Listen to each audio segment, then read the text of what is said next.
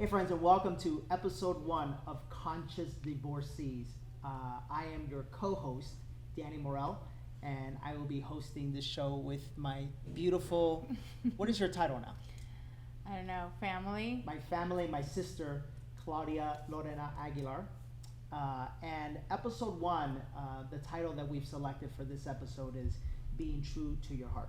Season 1 is going to feature 7 different episodes and is really going to help share with all of you our journey from being a married couple of 13 years, having and raising 3 beautiful boys, Isaiah, Micah, and Aaron.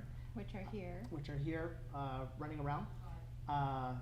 And you know, our subsequent divorce and what that was like, and really life after divorce and how we are happier than ever, I can say.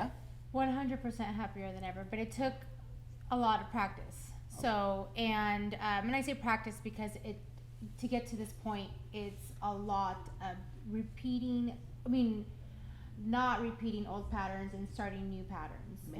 That is practice. It's a conscious effort every single day. So, Absolutely. Yeah. Absolutely. And so we thought we would start because everybody asks us, like, how did you get here? Like, how did this happen, right? We thought we'd start by starting with episode 1 being called True to Your Heart, because that's really the opposite of what we're doing in our relationship, quite frankly. And I guess I'll start by sharing that, you know, I can only speak for myself, but it feels like during our relationship, you know, we were married for 13 years, but I don't know that we were passionately in love for 13 years. I don't. Yeah. You know? No, it was, you know, it's interesting because it was more like a contract. Right. And it was like something that we were supposed to do and supposed to, this is the following step, this is the next step. And so it felt like, it did feel like a contract. And I remember back when the videographer, she did our, how we felt the day of the wedding. And she took our, our vows or something like that. Before the Wait, wedding. She did that with you too? Mm-hmm. See, you've never told me this. And she said to me, and I expressed, and I literally felt like this was a business contract. Like it was just like something that we had to do, and it was it's the next step. And she mentioned to me, wow, this is the most non-emotional wedding vows that I've ever heard. She said that to you? Uh-huh. You know, you never told me that? I guess not. And you know, I felt guilty this whole time because I remember when she came to me in my room and I was overlooking the balcony, and she said, what do you want to tell your beautiful bride? And I was like, I just felt like I had to say something. Uh-huh. Yeah, and then... I thought I was the only one.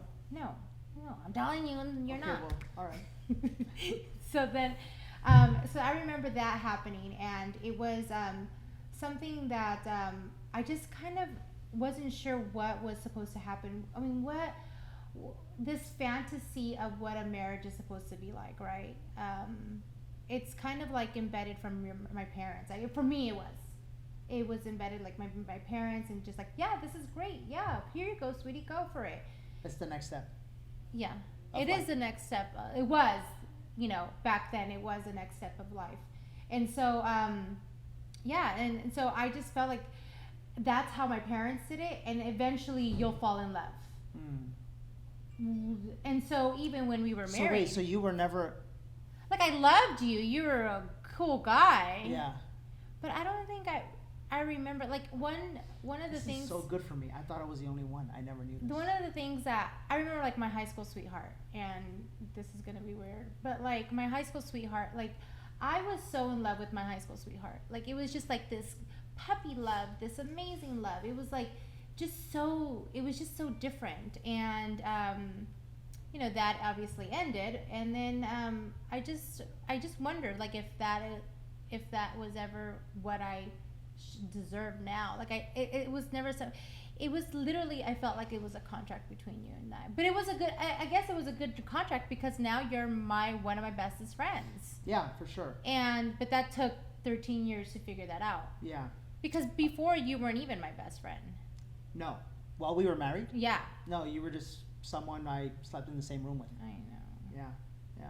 I'll start off by saying that for me, and I've shared this at several of my events and my seminars, but I didn't realize I had an emotional wound deep within me because my mother, my relationship with my mother's mother passed away when my mother was only 13 days old.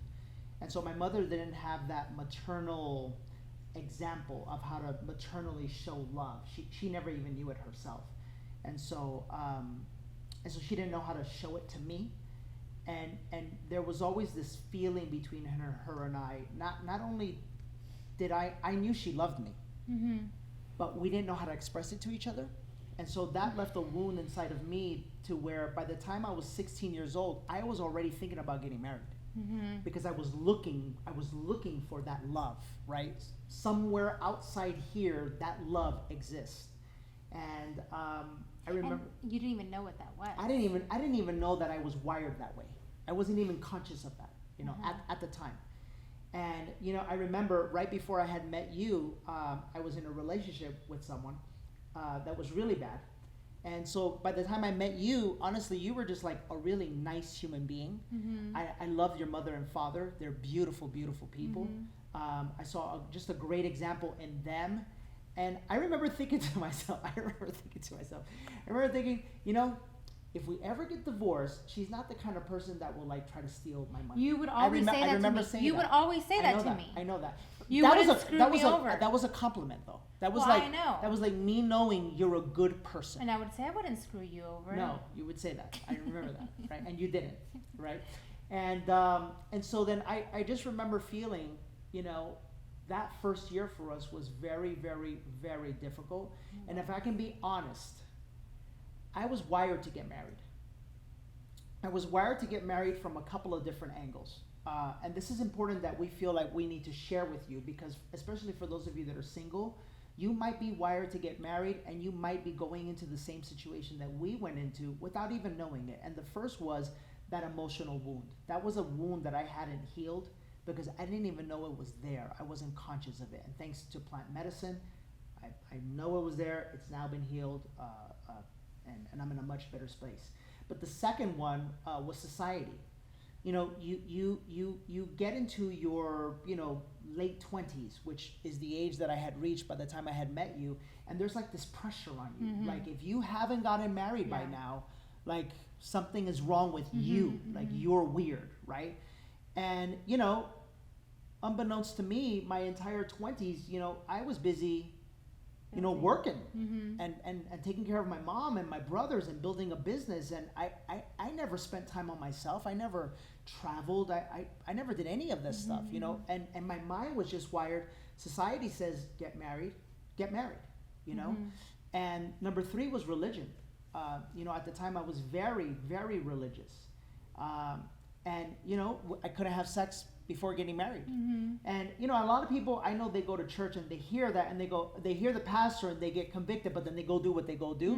No, I'm one of those people that I'm wired to like, if the teacher is telling me to do something, if the coach is telling me to go that way, I'm gonna go that way because I want to win. I want to win at life, And so I was never true to my heart because I didn't even know my heart. I just knew the conditioning in my brain, the conditioning in my mind. And this is where our journey kind of takes a turn, right? Is I'll never forget this day for as long as I live. We were in the process of getting separated, and we met with a pastor, and the pastor told me something that I'll never forget.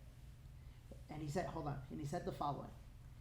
He said, and he looked me dead in my eyes, and he said, if you make this decision, you will lose all of God's blessings on your life. And that's really where our journey really, I think, began. Because at that point in time, that's where I heard my higher self tell me, I said, you know what? I said, I have to make this decision. I have to make this decision because someone is trying to tell me to live my life based off of what they believe, based off of what they feel, based off of the law that they follow. But there's something inside of me that is saying that not only is this the best thing for myself, I know it's the best thing for my kids, and I know it's the best thing for Claudia as well. And that's where we should have cut it. But and you know what, Danny, is that and I knew that too. However, I was so still programmed in this this lifestyle, or this idea. illusion, this idea, right, of what it was supposed to be. So I was very upset and bothered that we were not fighting for it, you know. But internally, I was like, what are we fighting for? What are we fighting for? Like, what would we be fighting for? And so it was very, very difficult for me, because I kept, like, in my core, I knew, no, this is the best for us and for our family. I knew it. And of course, because of all the years that we've been together, the lack of intimacy there was just, it was literally just like a contract. It really was a contract. But that's how I thought, and that's what I saw my parents do. Like, I saw that, like, that's just the way it's supposed to be. And so so in a way, I was kind of mad at you for not coming back, but at the same time, I'm so grateful that you didn't, because it was the best thing ever. I know. You know, it was the best self-discovery that I could have ever had. I wouldn't be where I'm at right now spiritually. My kids wouldn't be where they are right now spiritually. So it really was the best decision. And I'm so thankful that you had the courage to follow through, because if that wasn't the case, I would still be stuck. We both would. I would still be stuck. Yeah. The way I say it is this. I finally, for once in my life, stopped thinking, and I started feeling. Mm-hmm. And what I felt was, I love myself so much, and I love you so much, and I love our kids so much, that this is what we have to do. Yeah. I have to have the courage to not listen to what society might think, because I'm the real estate broker with a following and so forth and so on.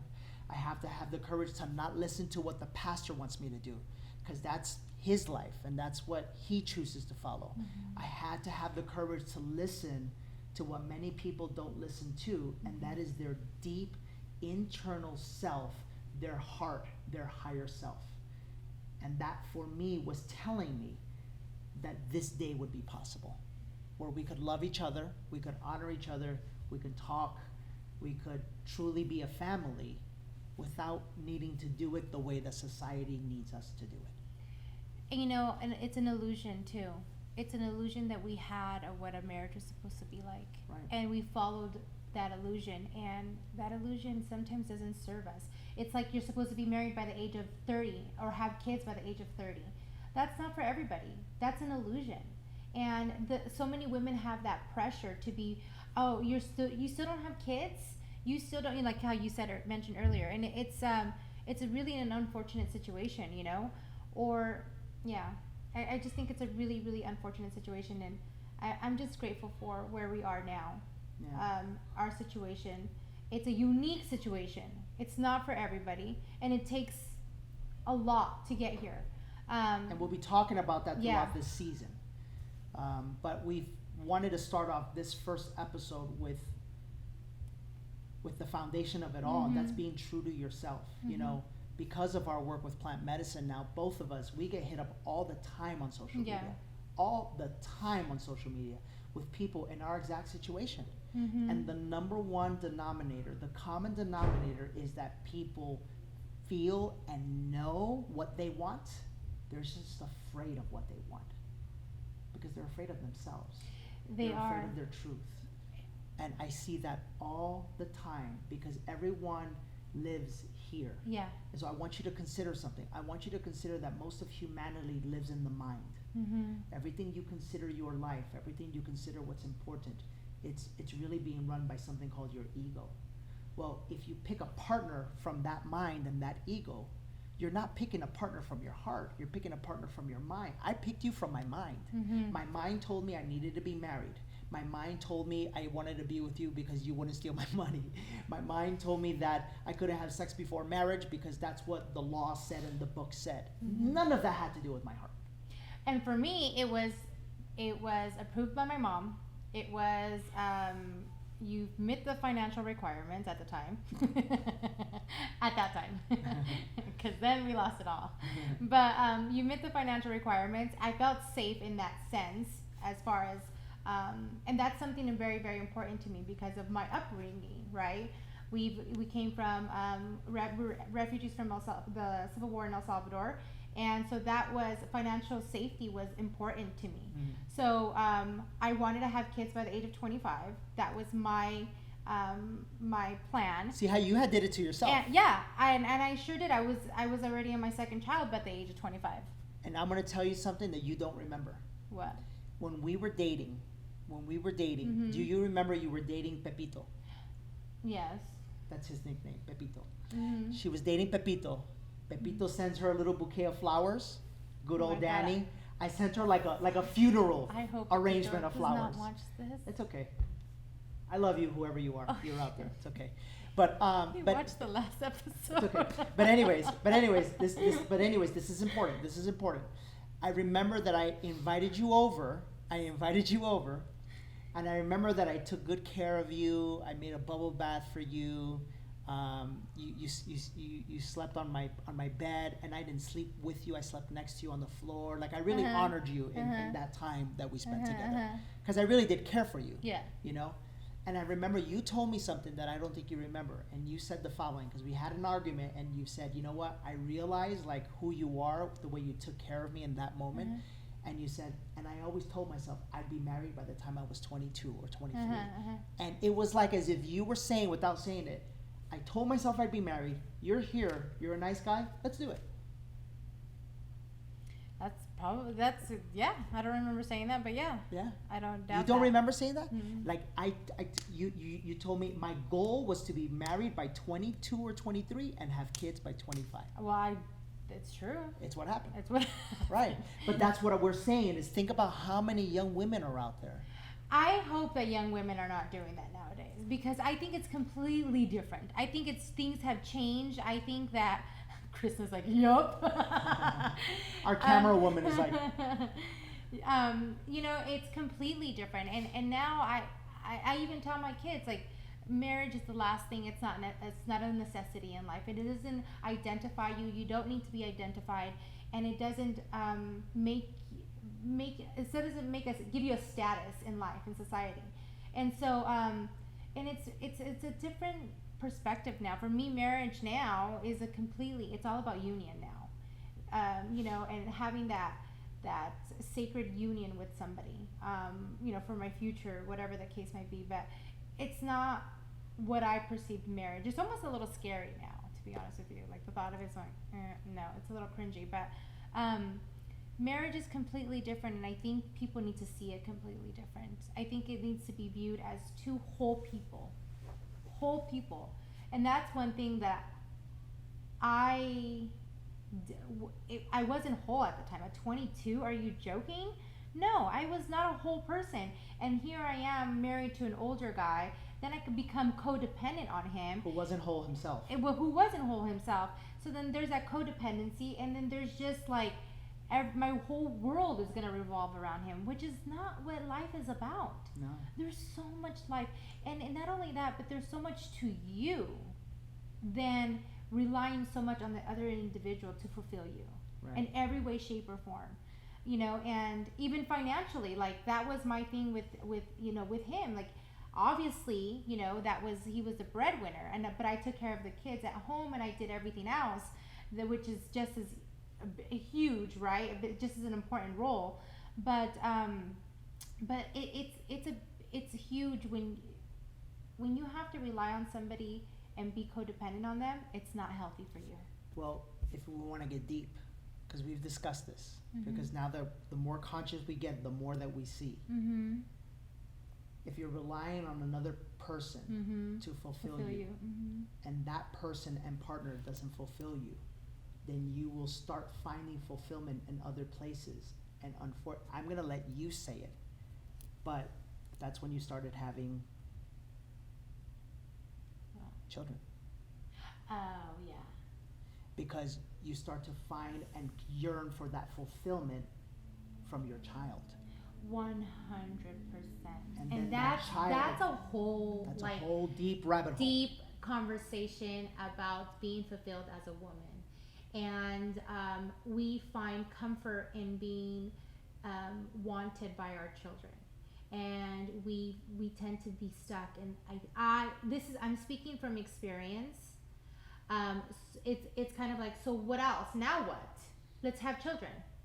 It was like it was the next thing to do. We never enjoyed ourselves. We never traveled. We Yeah. never had fun. Yeah. We never, nothing. And so that is a very sensitive subject I know. and very touchy I subject. know. And sometimes a lot of people, like in our relationship, I don't think it ever happened when we did do that though. We weren't like in a bad place emotionally, No. were we? Mm. No, but some people think that let's get pregnant so that's a fix. That can fix our situation. Can fix the People- situation or fix me. Yeah, people, do not bring children into this. Like, it's not okay that you think that bring a child into this earth is going to fix your situation, or you guys are going to be more united. It's going to make things worse. And not only that, but now a little child that's so innocent is in the middle of this. Thankfully, that was not our situation. But as a mother, I can speak as a mother. I can see how you can want to feel fulfilled by having more children. Yeah. Because it's a thing. It's like it's they a look up need. to me. He, like it wasn't in our situation, but he didn't look up to me. So I would, like normally it would be like a situation where I can be fulfilled by a child. Hmm. And I can see that happening to a lot of women out there, moms. And the only place that you can really feel and fulfill is within yourself. Within yourself. That's And it. that has been the biggest blessing in all of this. That love that I finally discovered. I mean, I was your housewife. I was a stay-at-home mom. I was that whole thing. That was my role. That was my identity. That was my thing. But outside of that, who the hell was I? I had no clue. Claudia, Even before I got married, I had no clue. As a college student, as a waitress, I still had no clue who I was. I hadn't even I went to college, and I happened to get my bachelor's in liberal studies and human development. I didn't know what I was going to do with that. I still, kids go to school, to college, 'Cause it's the and next they thing. don't, it's the next thing, but they have no clue what they want to be or what career they want to select. or why they're going to school. Exactly. And they're just keep moving because it's like the sheep are moving all together. That's it. And So if you so- don't know why you're going to school, you won't know why you're getting married. You won't know what job, your career. It's just So then here we it's are. being unconscious. Yeah. Is what it is. And so, 13 years fly by after I get married, and I still don't even know who I am, and I still don't even know what I wanted to do for my career. Luckily, I find more. I have found myself, and being a stay-at-home, I'm still a stay-at-home mom, but it doesn't identify me. It's not like I have to do this so that I can be fulfilled. Yeah. It's not. I'm not coming from that place anymore. I actually, sometimes, and I'm homeschooled now. Now it's funny. I homeschooled 4 years ago, and I hated it. Now I'm homeschooling, and I love it more. You're in a different place. I'm in such a different place. So, I'll say this, and I'll start to close this episode with this. I remember it haunts me. It haunts me.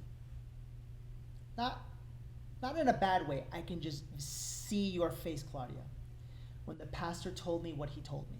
Mm-hmm. When he looked me in the eye and he said, if you make this decision, you will lose all of God's blessings on your life. And I want to tell you something. Mm-hmm. I'm not telling you don't be religious. I mean, that's your personal choice. But what I am telling you is this. That was manipulation through fear. Mm-hmm. There wasn't love in that. Mm-hmm. And this was the biggest pastor of the biggest church in our area. And for the normal person, that works. Mm-hmm. Typically that works. Mm-hmm. Like, oh my God, if I make this decision, I'm going to lose all of God's blessings on my life, oh my God, then I better not make this decision. And I remember in that moment, that's exactly the opposite of what happened. I thought, no, this is exactly why I need to make this decision. Because I don't know what's out there, but I know it's better than what I have right now. I know the life that's out there is better than the life I'm living right now. And I remember when he said that, Claudia, the look on your face, it was like torment. Because it was like you were like begging me, please don't make this decision, please don't make. So it's like for me, like now you say thank you. Like what it felt like in that moment, Claudia, I have the pastor telling me, like, God's not going to love you anymore if you make this decision. But that, I was in a different state of mind. No, I know. And then I have you looking at me, please don't make this decision. And then I have my baby, Aaron, who at the time it would drive me insane, the amount of guilt that I felt when I would have to leave him or drop him off. And yet, like, it's the best decision I ever made in my life, because it's a decision that was rooted in my heart. And now that you're telling me, like, I know it was for your heart as well. You know? It was for my heart, but I will tell you this, and I'm going to be honest. Truthfully, the ego for me was still wanting to fight for our marriage. And I was because I was still stuck in, like, well, my parents got through it. Everybody else gets through it. Everybody's done it. And this is normal. Like, so I thought that this was just a normal thing that happens. Part of, a bump in the road. Yeah. And so technically, my ego was like, no, we have to, this is normal. Everybody goes through this. But, and I remember crying in my shower, and I would cry, and it was like my spirit, my source would tell me, but baby, what are you crying about? Really? What do you miss? And I would be in the shower and be like, I guess nothing, but still, nothing. Like, what? I know, right? What do I miss? And I would cry, and spirit would just tell me, but baby, what? What do you miss? Like, you making dinner for yourself, like you just not being heard, and just, what do you miss? And the non-passionate love making. Yeah, and I would just be like, I don't know, the picket fence? Like, I have no idea. Like, I really didn't know. And truthfully, it was just having a companion. That's what I missed. And now, truthfully, I do have a friend, not I guess in the companion realm, I don't know. Like a friend. I'll always be like, I have that friend, but now he can go home. When she's done with me. So good. Like, after this, he's gone. Yeah. So that, for me, it's like, and now I can just call him and say, like, what I need to say. Okay, that's all I wanted to call you for. Goodbye. And I think it's so much better that way, because, that's truly what I was missing, or what I was trying to fight for, the idea of what a marriage was supposed to be like. And I will say this, and I'm gonna end with this. Hopefully this show this episode has at least opened your mind up to think, wait a minute. Why do I think the way I think? Why do I want what I want? The purpose of this episode was for you to be true to yourself. And so what I mean by that is this: if you are married to the love of your life, no, you fight your damn ass off for that. All right, so I'm going to end here because this is very important for us to share. The purpose of this episode was to get you to think, why do I think the way I think? Do I really know what I want, or am I just following this thought that's in my head? Because what this episode was about is you honoring your truth, being true to your heart and to yourself. And on the contrary, guys, listen, if you are married to the love of your life, you fight for that, and you save that, and you defend that, and you protect that. If you were lucky enough to meet and marry the first time the person who your soul and your heart connects with and resonates with, and with a human being that you do not want to live without, then no, that's your truth. No matter who comes, no matter what anybody tells you, that's your truth. You fight for that. We just happen to be in a space where for us, our truth was different. Our truth was different, and we chose to honor our truth regardless of what our friends thought, regardless of what our family thought, regardless of what society thought, and regardless of what religion thought. We decided to have the courage to honor our truth. And it was for us the best decision of our lives. And it does take courage. It truthfully does take courage to step into your truth, into your power. And that wouldn't have been discovered if truthfully, if it wasn't for plant medicine. Yeah. And I'm so grateful for. But yeah, do you remember real quick? No, okay. Yeah. On next episode, we have a show. We're not remember we have a show here. We're doing a show. So on next week's episode, we're going to be talking about having a vision. And whether it's your business or whether it's your relationship, you need to have a vision. And for us, when you ask us, how did we pull it off? How did we get here? We both had a vision, and we have a vision for what we want this new relationship dynamic to look like. So, that sound good? That sounded fine. Okay, great. So on behalf of myself and Claudia, we want to say thank you. If you enjoyed the show, if you're watching on YouTube, Spotify, wherever you're watching, please give it a rating, 4 or 5 star rating. We really appreciate it. We hope that by the end of season 1, you'll see that our intention is to help couples, singles, everybody in relationships. Because when you're true to yourself, I think that's the ultimate prize, is that you're going to be happy in whatever you decide to do in your love life. Until next week, see you then. Bye-bye.